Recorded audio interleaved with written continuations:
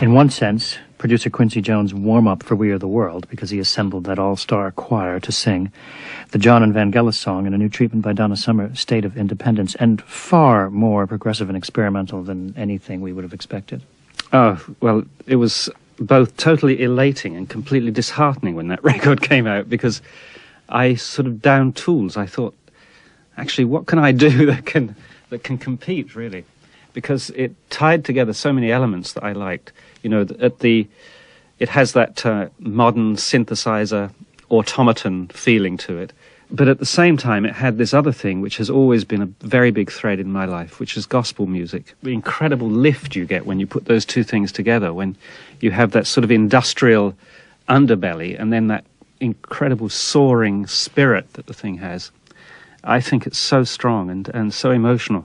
There is another version of this song, which is very, very long, which has the complete Martin Luther King I Have a Dream speech on the end of it. And suddenly you realize what moment in history this thing was about, you know, this feeling that perhaps we're all too ironic now to ever feel again, the sense that things could change and things could be different and the future could open out in some way, you know. Well, Mary, do you think it's as thrilling as Brian seems to think? Yes, definitely. The vocals especially, you know, sometimes when I hear a lot of, there have been a couple of records I've heard recently with that gospel big choir, but it doesn't really sound that big. Mm-hmm. Do you know what I mean? That sounds big. You know, you really think there's a lot of people there and it kind of knocks you over, you know. Well, it's sincerity, isn't it? I mean, anything that's good is sincere, I think. That, you know, sincere and honest.